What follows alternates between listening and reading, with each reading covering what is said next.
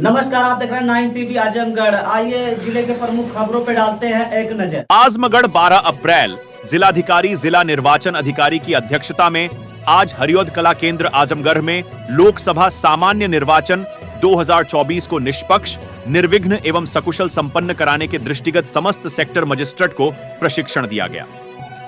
जिलाधिकारी ने कहा कि प्रशिक्षण को पूरे मनोयोग से प्राप्त करें। प्रशिक्षण में यदि कहीं कोई समस्या आती है तो उसका निराकरण अवश्य करा लें।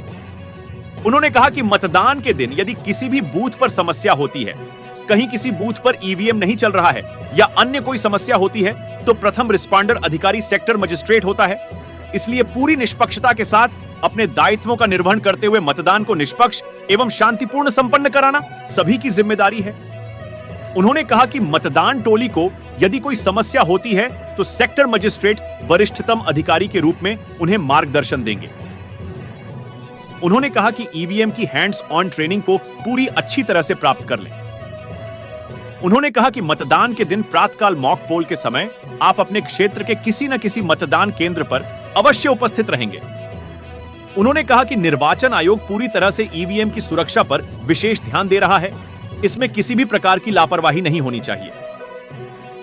जो ईवीएम आपके पास है वह आपकी अभिरक्षा से बाहर नहीं जानी चाहिए, वह उसी वाहन में रहेगी जिसमें जीपीएस लगा हुआ है। उन्होंने कहा कि मतदान समाप्ति के पश्चात ईवीएम लेकर कोई भी अधिकारी किसी निजी भवन, दोस्त, रिश्तेदार या अन्य किसी भी स्थान पर नहीं जाएगा।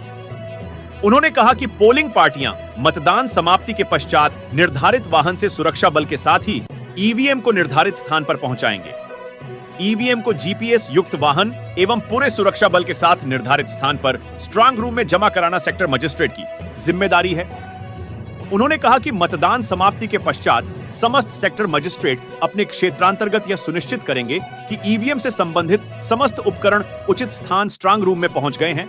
उसके पश्चात अपने वरिष्ठ अधिकारी को रिपोर्ट करेंगे।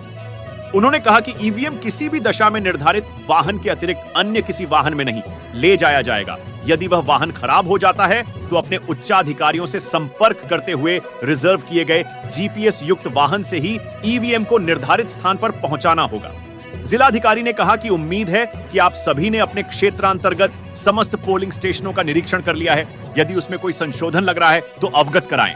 उन्होंने कहा कि यदि आपको लगता है कि किसी प्रत्याशी के नामांकन के कारण किसी क्षेत्र विशेष में वेलनरेबिलिटी बीआरएच रही है तो अवगत कराएं। उन्होंने कहा कि जो ऐप आपको बताए गए हैं उसको अच्छे ढंग से समझ लें। उन्होंने कहा कि मैं आशा करता हूं कि आपके सहयोग से हम लोग लोकसभा सामान्य निर्वाचन 2024 के निर्वाचन को निष्पक्ष एवं शांतिपूर्ण आरक्षण से संपन्न किया जाएगा।